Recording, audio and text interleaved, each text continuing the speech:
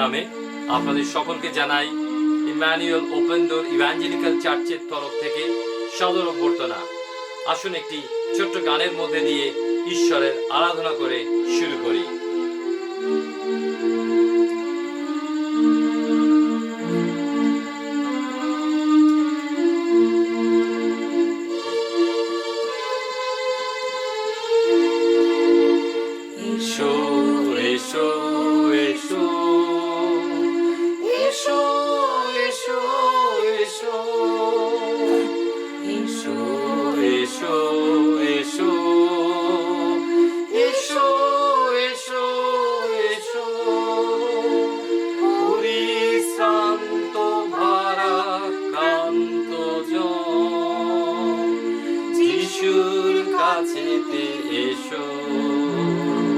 শান্তি দিবেন প্রভু তোমাদের, তাকে শুধু ভালোবেসো। শান্তি দেবেন প্রভু তোমাদের, তাকে শুধু ভালোবেসো। এসো এসো এসো এসো এসো এসো। প্রিয় শ্রোতা বন্ধু, প্রভু যীশু খ্রিস্টের মহানামের গৌরব হোক, প্রশংসা হোক এবং আপনাদের সকলকে তার পবিত্র নামে আজকের আমরা আপনাদের আহ্বান করি প্রভুর বাক্যের কাছে। আমরা ঈশ্বরের ধন্যবাদ করি যে আমাদের নিয়মিত যে আলোচনা, সেই আলোচনায় আমরা সকরীয় ভাববাদী পুস্তক নিয়ে আলোচনা শুরু করেছি। গত রবিবার আমরা শুনেছি বিশেষ করে তার ভূমিকা সম্পর্কে।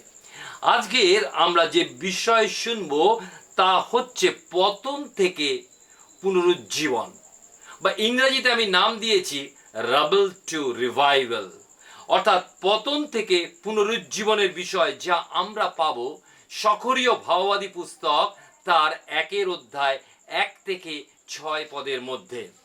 আমরা দেখি যখন গত বছর এই পৃথিবীতে, বিশেষ করে আমাদের দেশের কথা যখন আমরা স্মরণ করি, করোনা ভাইরাসের যে মহামারী যখন লেগেছিল, যখন থেকে শুরু হয়েছিল, যখন লকডাউন শুরু হয়েছিল, আমার মনে আছে সেই দিনের সেই ভয়াবহ ঘটনার কথা, যখন বিভিন্ন মানুষ বিভিন্ন জায়গায় যারা কাজ করছিলেন, বিশেষ করে পরিযায়ী শ্রমিকেরা, তারা ফিরে আসছিলেন, ঘরে ফেরার পালা ছিল।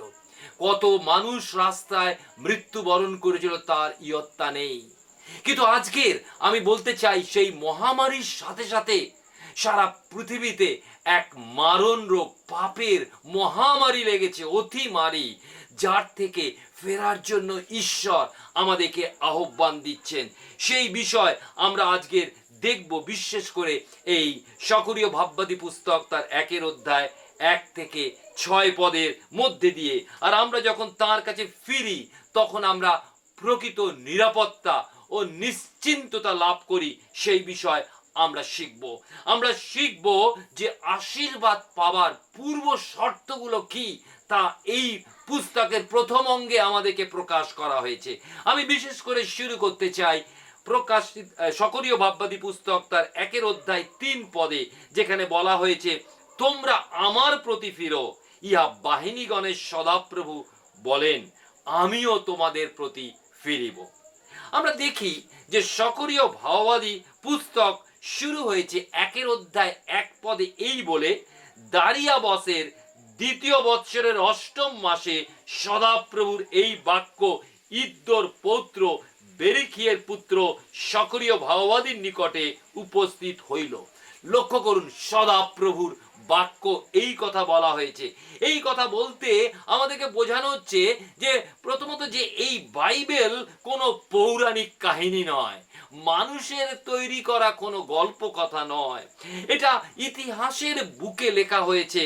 আর সেই জন্য আমরা দেখি এখানে রাজার নামও উল্লেখ করা হয়েছে, যে রাজাকে আপনারা আজকেরও ইতিহাসের বুকে আপনি গুগল সার্চ করলেও আপনি পাবেন। শুধু তাই নয়, আমরা দেখতে পাই যে এই রাজার পূর্বে আমরা কোরশ রাজার বিষয় শুনেছি, যিনি ইসরায়েল জাতিকে বার করে এনেছিলেন সেই বাবিলনের বন্দিদশা থেকে 70 বৎসর পর, এবং তারপরে আমরা দেখি 18 বৎসর চলে গেছে। এইবারে কোন রাজা? এইখানে সেই রাজার কথা বলা হয়েছে যে রাজা দারিয়াবস, তিনি তখন রাজা, এবং তার কাছে সদাপ্রভুর অনুগ্রহ আশীর্বাদ আমরা দেখি যে ভাওবাদী সক্রিয় যখন যুব বয়সে সেখানে সেবা কাজ করছেন, তার কাছে এক দর্শন এলো, তার কাছে আহ্বান এলো। আপনি জানবেন এখানে বলা হয়েছে সদাপ্রভুর এই বাক্য।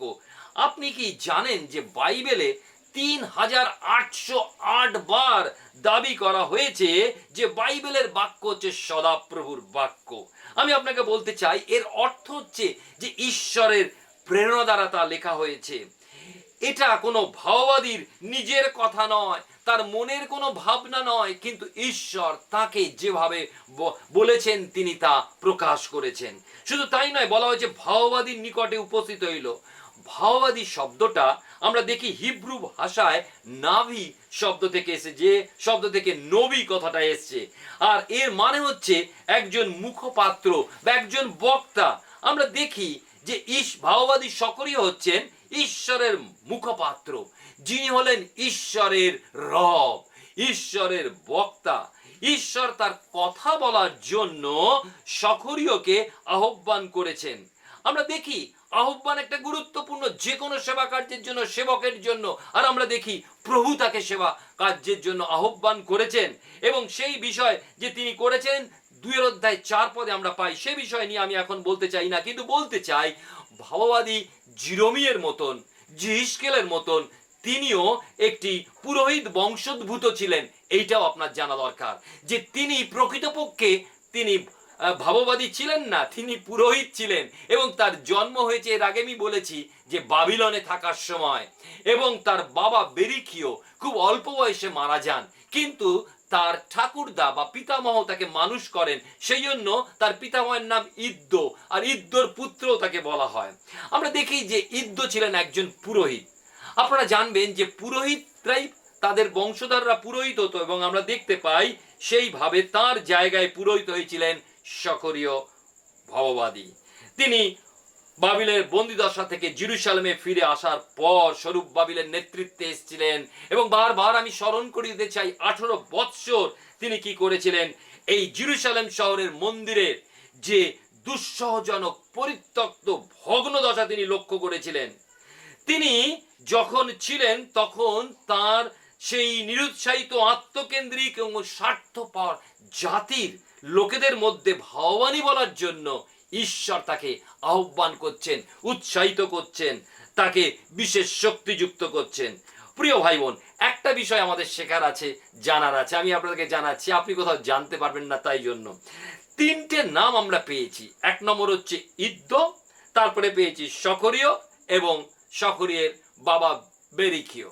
3টে নামের 3টে অর্থ আমাদেরকে কোনো একটা বাণী আজকের জন্য আমাদেরকে শোনায়। সক্রিয় আমরা দেখি প্রথম থেকে ইদ্দ, তার নামের অর্থ হচ্ছে ঈশ্বর সদাপ্রভুর সময় বা তাঁর সময়, তিনি তাঁর সময়ে কাজ করেন। আর সক্রিয় নামের অর্থ কি জানেন? সদাপ্রভু স্মরণ করেন। আর ইদ্দ কথা শুনলাম, সক্রিয়র কথা শুনলাম, এখন দেখি তার পিতা বেরিখিয়া নামের অর্থ হচ্ছে জিহোবা আশীর্বাদ করেন। এখানে দেখি এক কথায় বলতে গেলে বার্তাটা হলো সদাপ্রভু জিহোবা ঈশ্বর তার সময় স্মরণ করেন এবং আশীর্বাদ করেন। তিনি স্মরণ করেন এবং আশীর্বাদ করেন। এটি একটি গুরুত্বপূর্ণ বিষয়। প্রিয় ভাই বোন, আমরা দেখি যে এটি তাদের জন্য ঘটতে চলেছে, এই আশীর্বাদ তাদের জন্য যারা অনুতাপের সঙ্গে ঈশ্বরের কাছে ফিরে আসবেন। এইটা একটা গুরুত্বপূর্ণ বিষয়, ফিরে আসতে হবে। আর এই আজকের বিষয় ঈশ্বর বলছেন আমরা যেন তার কাছে ফিরে আসি। প্রিয় ভাই বোন, আর সেই বিষয় শুনছি রাবল টু রিভাইভাল। তিনি পতন থেকে পুনরুজ্জীবন আনতে চান যখন আমরা তার কাছে ফিরে আসি। আমরা 4টে ভাগে দেখবো আজকে বিশেষ করে। নাম্বার 1, 1 নম্বর দেখবো অতিশয়, ঈশ্বরের অতিশয় ক্রোধ। দ্বিতীয় দেখবো ঈশ্বরের অনুগ্রহ। তারপরে তৃতীয় দেখবো ঈশ্বরের কাছে ফেরার জন্য অনুতাপ, এবং শেষে দেখব ঈশ্বরের কাছে না ফেরার সুযোগের অবস্থা বা অবসান হবে সকল সুযোগ। প্রিয় ভাই বোন, আমরা প্রথমে দেখি ক্রোধের বিষয়, ঈশ্বরের ক্রোধের বিষয়, যা লেখা আছে 2 পদে। সদাপ্রভু তোমাদের পিতৃপুরুষদের প্রতি অতিশয় ক্রোধাবিষ্ট হইয়াছিলেন। লক্ষ্য করুন, ঈশ্বর অতিশয় ক্রোধাবিষ্ট হয়েছিলেন। এখানে বলা হয়েছে কাদের প্রতি? তাদের পিতৃপুরুষদের প্রতি। কেন? কারণ তারা ঈশ্বরের বিরুদ্ধাচরণ করেছিল। আর কারণ স্বরূপ কি হয়েছিল? তাদের দেশ ধ্বংসস্তূপে পরিণত হয়েছিল, প্রিয় ভাই বোন। শুধু তাই নয়, এটা যথেষ্ট চিত্র ছিল তাদের জন্য। ঈশ্বর তাদের পূর্বপুরুষদের প্রতি এতটাই ক্রুদ্ধ হয়েছিলেন যে তাদের হাজার হাজার মানুষকে বাবিল রাজ নবুকদনেছর তিনি কি করেছেন? সংহার ও বধ করেছিলেন। শুধু তাই নয়, আমরা দেখি বাকিদেরকে বন্দি করে টেনে হিচড়ে সেই দূর দেশে বাবিলনে তাদেরকে নিয়ে বন্দি করেছিলেন। পবিত্র স্থানকে অশুচি অপবিত্র করেছিলেন। এবং শুধু তাই নয়, প্রিয় ভাই বোন, সেখানে দেখি যাজন কার্য বন্ধ হয়ে গেছিল, লোকেদেরকে দাস করে নেওয়া হয়েছিল। শয়তানও আমাদেরকে যখন তার কবজায় নিয়ে যায়, সে দাস করে ফেলে। আমরা তার দাস হয়ে যাই, শয়তানের দাস হয়ে যাই, পাপের দাস হয়ে যাই। তাই ঈশ্বর আমাদেরকে সেইখান থেকে ফেরাতে চান। সেই জন্যই তিনি আমাদেরকে ফিরতে বিশেষ করে আহ্বান জানিয়েছেন। আমরা দেখি পাপের সম্পর্কে সব সময় ঈশ্বর ক্রুদ্ধ হন, কেননা ঈশ্বর হচ্ছেন পবিত্র ঈশ্বর। পবিত্রতার সঙ্গে পাপের কোনো আপোষ চলে না।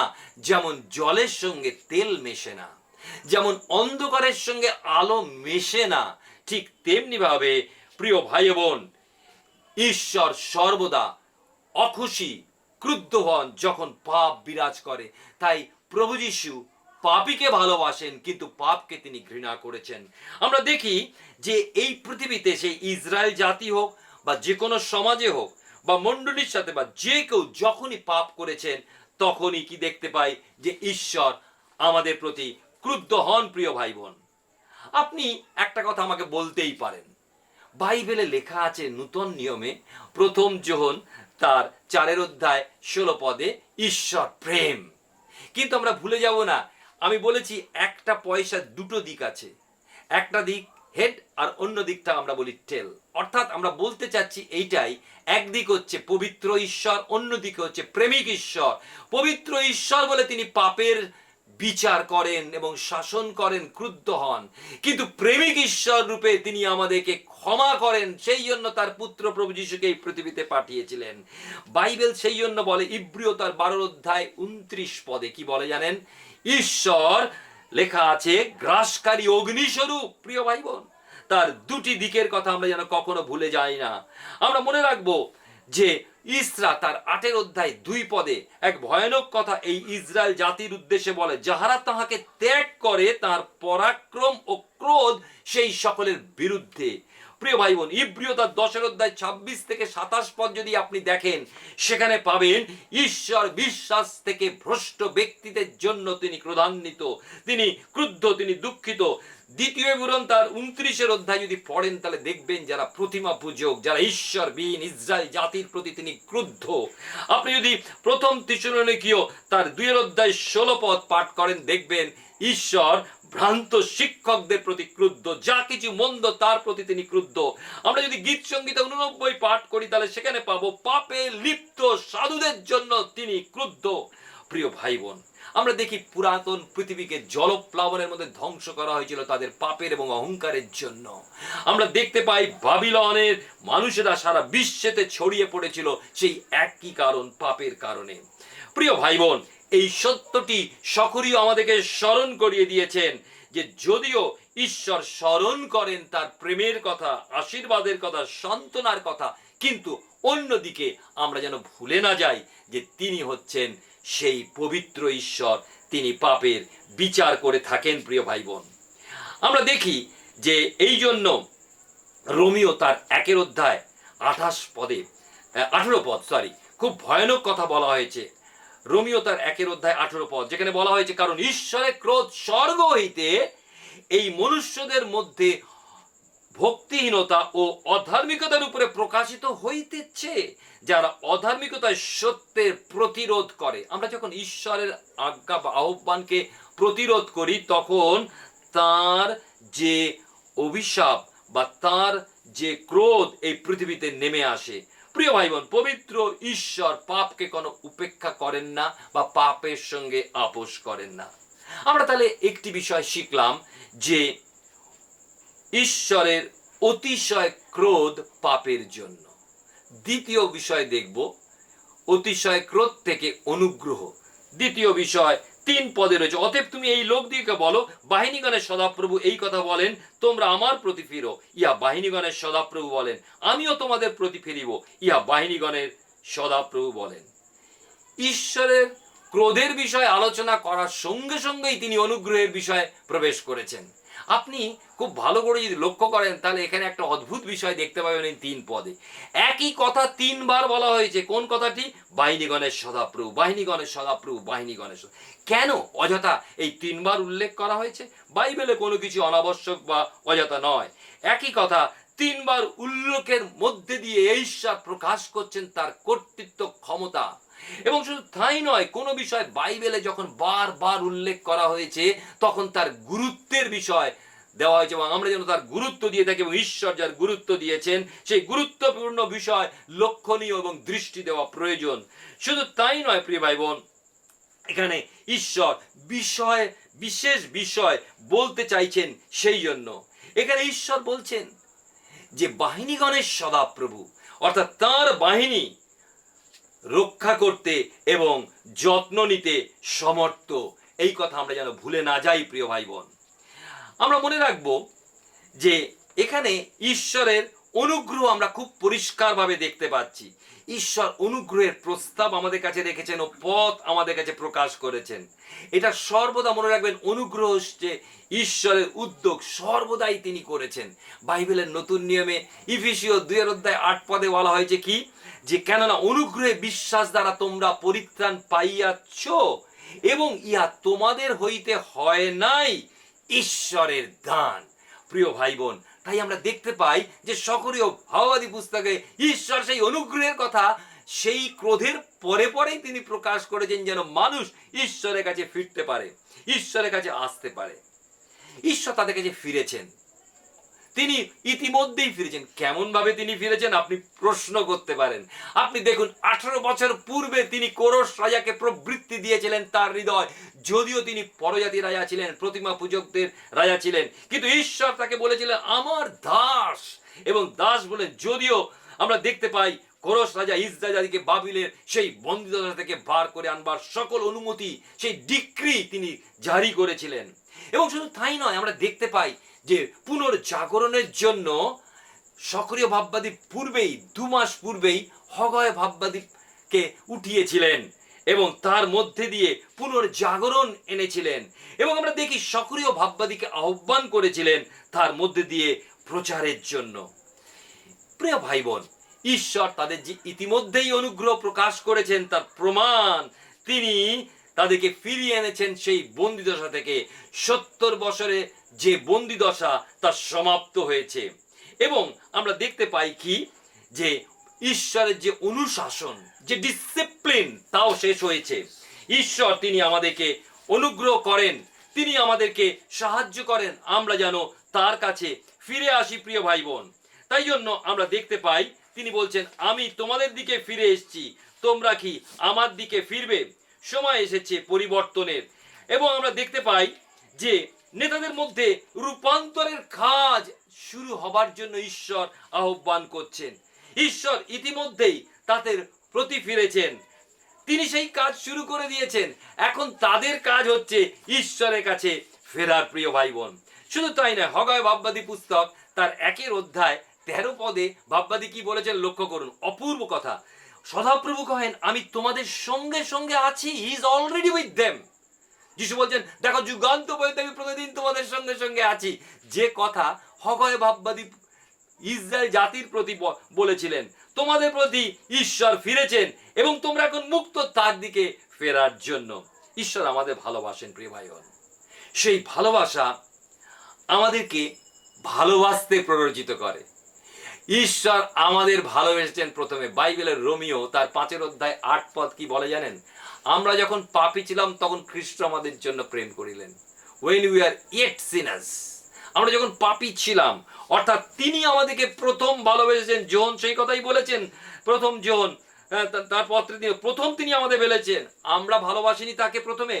প্রিয় ভাই বোন, ঈশ্বরের আমাদের প্রতি ভালোবাসাকে কি বলে জানেন? গ্রেস বা অনুগ্রহ। আর আমরা যে ঈশ্বরকে ভালোবাসি তাকে বলে ফেথ বা বিশ্বাস। একটা হচ্ছে গ্রেস আর একটা হচ্ছে ফেথ, একটা হচ্ছে অনুগ্রহ আর একটা হচ্ছে বিশ্বাস। ঈশ্বরের অনুগ্রহে তিনি আমাদেরকে ভালোবেসেছেন, আর আমরা বিশ্বাসে তার কাছে আসি তাকে ভালোবাসার জন্য। প্রিয় ভাই বোন, মনে রাখবেন যে ঈশ্বর আজকে আমাদেরকে স্মরণ করাচ্ছেন যে আমরা অনেকে ঈশ্বর থেকে সরে গেছি। আজকে সারা পৃথিবীতে করোনা ভাইরাস মহামারী যে কি ভয়ঙ্কর ভাবে বেড়েছে তা আমাদেরকে স্মরণ করাচ্ছে যে ঈশ্বরবিহীন জীবনের অবস্থা, প্রিয় অবাধ্যতা। এবং আমরা দেখতে পাই যাকব তার 4:8 নতুন নিয়মে বলা হয়েছে, ঈশ্বরের নিকটবর্তী হও, তাহাতে তিনিও তোমাদের নিকটবর্তী হইবেন। প্রিয় ভাই বোন, আমরা দেখতে পাচ্ছি যে ঈশ্বরের কাছে ফেরা খুব গুরুত্বপূর্ণ। আমরা প্রথম দেখলাম ঈশ্বরের অতিশয় ক্রোধ, দ্বিতীয় দেখেছি আমরা ঈশ্বরের অনুগ্রহ, এখন দেখব তৃতীয় বিষয় অনুতাপ। অর্থাৎ ঈশ্বরের কাছে ফেরার জন্য মানুষের বা আমার আপনার অনুতাপের প্রয়োজন, যে আমরা 4 পদে পাই। আসুন আমরা সকরীয় ভাববাদী পুস্তক 1:4 পাঠ করব। তোমরা তোমাদের পিতৃপুরুষদের সদৃশ হইও না, তাহাদিওকে পূর্বকালীন ভাওবাদীগণ উচ্চস্বরে বলিত। দেখুন কথাটা আন্ডারলাইন করুন আপনার বাইবেল, উচ্চস্বরে বলিত। বাহিনীগণের সদাপ্রভু এই কথা বলেন, তোমরা আপন আপন কুফল হইতে ও আপন আপন কুকার্য হইতে ফিরো, কিন্তু তাহারা শুনিত না। আন্ডারলাইন দাগ দিই, আমার কথায় কর্ণপাত করিত না, ইহা সদাপ্রভু বলেন। ঈশ্বরের ক্রোধ আপনি জানবেন তা অনুতাপ এবং পাপ স্বীকারোক্তির মধ্যে দিয়ে। আমরা যখন পাপ স্বীকারোক্তি করি বা তার পূর্বে যখন আমরা অনুতাপ করি, তা কি করা যায়? ব্যর্থ করা যায়, তার কাছে ফিরে আসা যায়। এটা আমরা সর্বদা মনে রাখবো। তার কাছে ফেরার একমাত্র উপায় হচ্ছে অনুতাপ এবং আমাদের পাপকে তার কাছে স্বীকার করা। আমরা দেখি যেহেতু ঈশ্বর পবিত্র, সেই কারণে তিনি হলেন ক্রোধের ঈশ্বর এবং বিচারের ঈশ্বর, কিন্তু অন্যদিকে তিনি প্রেমের ও ক্ষমার ঈশ্বর। তাই তিনি দাঁড়িয়ে আছেন আমার এবং আপনার কাছে, ফিরে এসো, আমি তোমার জন্য অপেক্ষা করছি। আপনি একটা বিষয় লক্ষ্য করুন, বিশেষ করে দেখবেন তিনি প্রেমের পরাকাষ্ঠা। তিনি সর্বদা আমাদেরকে আহ্বান জানিয়েছেন, আমরা তার কাছে প্রথমে আসিনি। আমি একটু আগেই বলেছি রোমিও 5:8 আমরা দেখি মতিলিখিত সুসমাচার 11:28 তিনি আমাদেরকে আহ্বান জানিয়ে বলছেন, হে পরিশ্রান্ত ভারাক্রান্ত লোকসহ তোমরা আমার নিকটে এসো, আমি তোমাদেরকে বিশ্রাম দেব। প্রিয় ভাই বোন, লক্ষ্য করুন, বিশেষ করে আমি এই যে অংশটি 4 পদ পড়লাম, সেই অংশে একটা বিষয় লক্ষ্য করতে পাই যে মন্দতা এবং পাপ হচ্ছে পুরুষানুক্রমিক, বংশ পরম্পরায় তা কি করছে? রক্তের মধ্যে দিয়ে সন্তান সন্ততিদের মধ্যে প্রবাহিত হয়েছে। সেই জন্য তিনি পূর্বপুরুষদের কথা স্মরণ করতে বলছেন। প্রিয় ভাই বোন, আমরা দেখি যে তারা পিতৃপুরুষদের সদৃশ হয়ে যাচ্ছিল। তারা জানতো তাদের পিতৃপুরুষদের পাপের ফল কি ভয়ানক ছিল, তারা বন্দী হয়েছিল, তারা মৃত্যু মুখে তাদের প্রিয়জনরা মারা গেছিল, এবং তারা জানতো যে পিতৃপুরুষদের কথা তাদের স্মরণ করাতে ঈশ্বর বলছেন। কেন স্মরণ করতে? তারা যেন তাদের থেকে আলাদা হয়, পৃথক হয়। ঈশ্বর সর্বদা আমাদেরকে পৃথক করতে চান, তিনি এই জগৎ থেকে আলাদা করতে চান। কচু পাতার জলের মতন, জল কচু পাতার উপরে থাকবে, জগতে আমরা থাকব, কিন্তু জল যেমন কচু পাতায় মিশে যায় না, চুষে যায় না, ঠিক তেমনি ভাবে আমরা যেন নিজেদেরকে পৃথকভাবে এই পৃথিবীতে আমরা রক্ষা করতে পারি। ঈশ্বর তাই স্মরণ করেন এবং আমাদেরকে স্মরণ করান। তিনি বলছেন তারা তাদের অন্যায় এবং পাপের জন্য কোনো অনুতাপ করেননি, তারা ঈশ্বরের কাছে ফেরেনি, ঈশ্বরের কথাও শুনেনি। একই কথা আমাদের জীবনে প্রযোজ্য। আপনি দেখুন, সৃষ্টির প্রারম্ভে যখন প্রথম মানবী আদম হাওয়া পাপ করেছিল, তারাও একই ভুল করেছিল। একবারও আপনি আদিপুস্তক 3 পাবেন না যেখানে তারা অনুতাপ করেছিল, তাদের পাপকে স্বীকার করেছিল, বরং একজন আরেকজনের প্রতি দোষারোপ করেছিল। আপনারা যদি লক্ষ্য করবেন, এখানে বলা হয়েছে উচ্চ স্বরে ভাওবাদীরা বলতো, অর্থাৎ তাদের জন্য তারা বেদনা অনুভব করত, কাঁদতো যেন তারা ফেরে। আমরা সেই একই বিষয় দেখতে পাই বাইবেলের নতুন নিয়মে। প্রভু যীশু তাদের জন্য কেঁদেছিলেন এবং একই বার্তা তিনি প্রচার করেছিলেন, তারা যেন ফেরে। কিন্তু তারা কি করেছিল? প্রভু যীশুকেই তারা হত্যা করেছিল। প্রিয় ভাই বোন, যীশু তাই জেরুজালেম শহরটার জন্য, অর্থাৎ এই ইসরায়েল জাতির জন্য তিনি কেঁদেছিলেন। এবং মথিলিখিত সুসমাচার তার 23 অধ্যায় 37 এবং 38 পদে তিনি কি বলেছিলেন? তিনি বলেছিলেন, কুক্কুটি যেমন আপন শাবক দিওকে পক্ষের নিচে একত্র করে, তদ্রূপ আমিও কতবার তোমার সন্তান দিওকে একত্র করিতে ইচ্ছা করিয়াছি, কিন্তু তোমরা সম্মত হইলে না। তারা কখনো তার আহ্বানে সাড়া দেয়নি, অনুতপ্ত হয়নি, ফেরেনি। ফেরো এর অর্থ কি? অর্থাৎ মন্দ পথ থেকে ফেরো। এর মানে হচ্ছে তোমার স্বভাবের পরিবর্তন করো।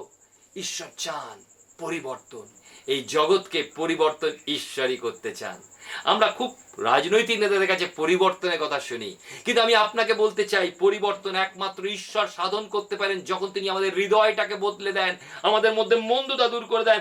তখন আমরা নিঃস্বার্থভাবে মানুষের জন্য সেবা করব। কারণ এই রক্ত মাংসের মানুষ আমাদের মধ্যে পাপ বিরাজ করে যখন, আমরা নিঃস্বার্থভাবে ঈশ্বরের বা জগতের সমাজের সেবা করতে পারি না। রক্ত মাংস আমাদের বিরুদ্ধাচরণ করে, কিন্তু ঈশ্বর আমাদের স্বভাবের পরিবর্তন সাধন করতে চান। তিনি একটা পুনর্জীবন আমাদের মধ্যে নিয়ে আসতে চান, পুনরায় তিনি আমাদেরকে গঠন করতে চান, তিনি আমাদের জীবনে আশ্চর্য কার্য করতে চান। প্রিয় ভাই বোন, এটা হচ্ছে ঈশ্বরের বার্তা, এটা হচ্ছে সহজ বার্তা। মনে রাখবো, সকলের সময় লোকদের জন্য যেমন ছিল, আজকের আমার আপনার জন্য ঈশ্বর একই কথা বলছেন। আমাদের জন্য রয়েছে সেই সম্পূর্ণ আশীর্বাদের বিষয়।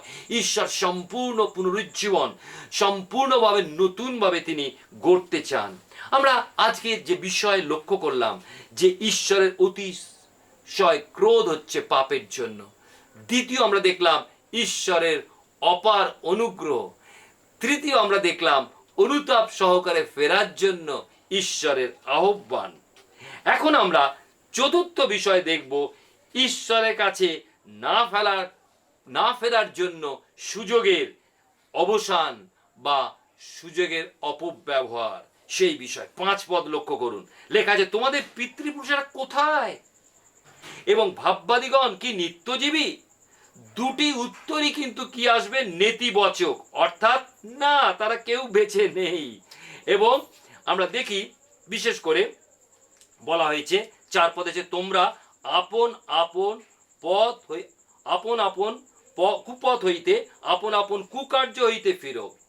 অর্থাৎ পথ এবং কাজ দুটোই মন্দতা, এবং তাদের সেই পাপের কথা স্মরণ করিয়ে প্রথমত ঈশ্বরের বাক্যের দ্বারা, ভাওবাদীদের দ্বারা ঈশ্বর তাদেরকে চেতনা দিয়ে ফেরত আনছেন, কিন্তু ঈশ্বরের সেই বাক্যকে তারা বারবার অগ্রাহ্য করেছিল, অবাধ্য হয়েছিল, অস্বীকার করেছিল।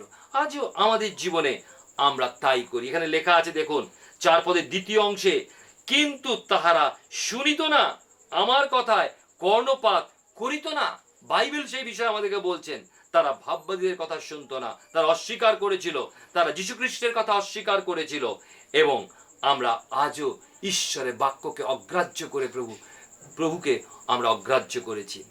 দ্বিতীয়ত আমরা দেখি, এর ফলে কি হয়েছে? অগ্রাহ্য করার জন্য মৃত্যু অবশ্যম্ভাবী। দেখুন কি বলা আছে, 5 পদে প্রশ্ন করা হয়েছে, তোমাদের পিতৃপুরুষেরা কোথায়? তার উত্তর কি? তারা মৃত।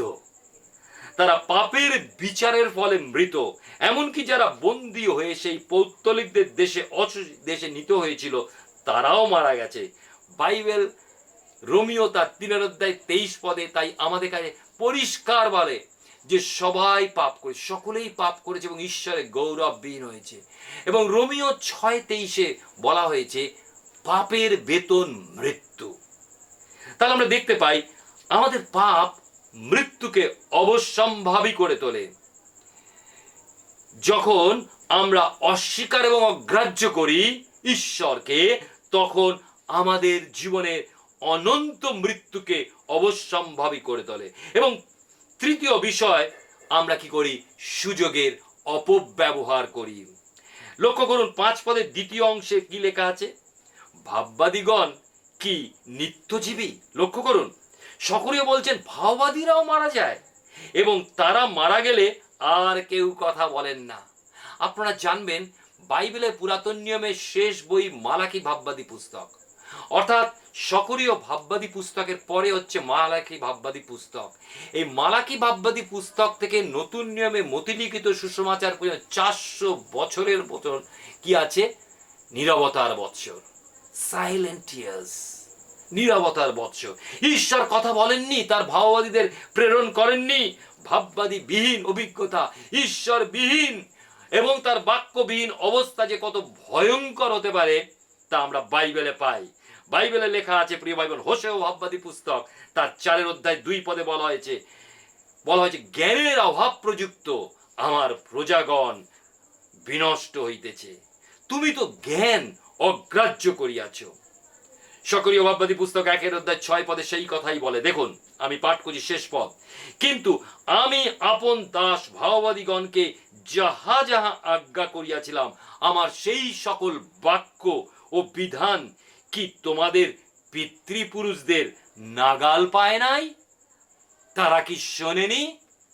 তারা কি অগ্রাহ্য করেছিল সেই দিন? তখন তারা ফিরিয়া আসিয়া কইল, বাহিনীগণের সদাপ্রভু আমাদের আচার ও ক্রিয়া অনুসারে আমাদের প্রতি যেরূপ ব্যবহার করিতে মনস্থ করিয়াছিলেন, আমাদের প্রতি তদ্রূপ ব্যবহার করিয়াছেন। অর্থাৎ অনিবার্যতার বিষয়, মৃত্যু অনিবার্য। প্রিয় ভাই বোন, আমরা দেখি যা তোমাদের পিতৃপুরুষদের উদ্দেশ্যে বলেছে তা কি ঘটেনি তিনি বলছেন। হ্যাঁ, তাই ঘটেছিল যে তারা বন্দী অবস্থায় নিত হয়েছিল এবং তাদের শুধু নয় কিন্তু তা পুঙ্খানুপুঙ্খ রূপে ঘটেছিল তা ঈশ্বর স্মরণ করিয়ে দিচ্ছেন এবং বলছেন আমাদের প্রতি তদ্রূপ ব্যবহার করিয়াছেন। তিনি যা বলেন তাই করেন। তার বাক্য অপরিবর্তনীয়, ঈশ্বর অপরিবর্তনীয় এবং তার বাক্য অপরিবর্তনীয়। মথি তার 24 অধ্যায় 35 পদে তাই বলেছে যে আকাশ ও পৃথিবীর লোপ হইবে কিন্তু আমার বাক্যের লোপ হইবে না। প্রিয় ভাই বোন, আনচেঞ্জিং god in a changing world, অর্থাৎ সুদূর পরিবর্তিত এই পৃথিবীর মধ্যে ঈশ্বর অপরিবর্তিত এবং একই কথা তার বাক্যের ক্ষেত্রেও প্রযোজ্য। তার বাক্য অপরিবর্তিত। প্রিয় ভাই ও বোন, ঈশ্বর আমাদেরকে আজকের আশীর্বাদ করুন। তিনি আমাদেরকে আহ্বান করছেন, তোমরা আমার প্রতি ফিরো। ইহা বাহিনীগণের সদাপ্রভু বলেন, আমিও তোমাদের কাছে ফিরিব, ইহা বাহিনীগণের সদাপ্রভু বলেন। তিনি বলেননি তার ব্যবস্থা বা নিয়মের কাছে আসতে, তিনি বলেননি এসব মণ্ডলীর রীতিনীতির কাছে, তিনি বলেননি ধর্মীয় পদ্ধতিতে ফিরে এসো। মনে রাখবেন, খ্রিস্টীয় রীতিনীতি আপনাকে কোনোদিনও পরিত্রাণ দিতে পারে না। খ্রিস্ট ধর্ম আপনাকে পরিত্রাণ দিতে পারে না, মুক্তি দিতে পারে না, শুধুমাত্র খ্রিস্টই দিতে পারেন। তাই তিনি বলছেন যোহন লিখিত সুসমাচার তার 14 অধ্যায় 6 পদে, আমি পথ সত্য জীবন আমাদিয়া না আসিলে কেহ পিতার নিকটে আইসে না। আসুন, ঈশ্বর আমাদেরকে তার কাছে আহ্বান জানিয়েছেন। একটি গানের মধ্যে দিয়ে তার কাছে আমরা নিজেদেরকে সমর্পণ করি। এই গানটি আমাদেরকে তার কাছে ফেরার জন্য এই গান। তার বাক্য আজকের আমাদেরকে ফিরতে বলে, এই গানটিও আমাদেরকে ফিরতে বলে। তুমি কি ক্লান্ত পথশ্রান্ত, আমার কাছে এসো।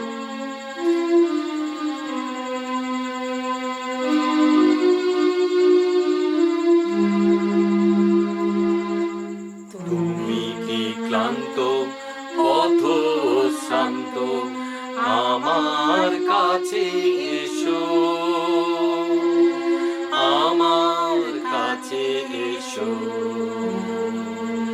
দুবাহু বাড়ায় আমি যে দাঁড়াই, দুবাহু বাড়ায় আমি যে দাঁড়াই, কোথায় কোথায় যাও, কোথায় কোথায় যাও, হে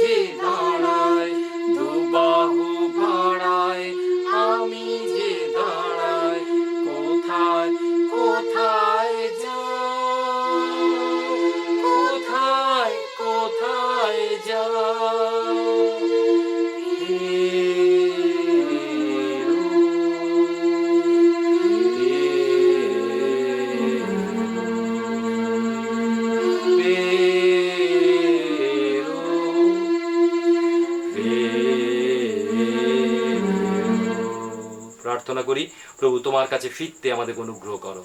তুমি তোমার অনুগ্রহকে প্রকাশ করেছো এই আমাদের কঠিন সময়। তুমি আমাদেরকে তোমার অনুগ্রহে অনুতাপের সঙ্গে তোমার কাছে ফেরার যে আহ্বান জানিয়েছো, সেই আহ্বানে সাড়া দিয়ে তোমাকে একমাত্র পরিত্রাতা প্রভু বলে স্বীকার এবং গ্রহণ করে জীবনে মুক্তি, শান্তি, সেই অনন্ত মৃত্যু থেকে রক্ষা পেতে সাহায্য করো।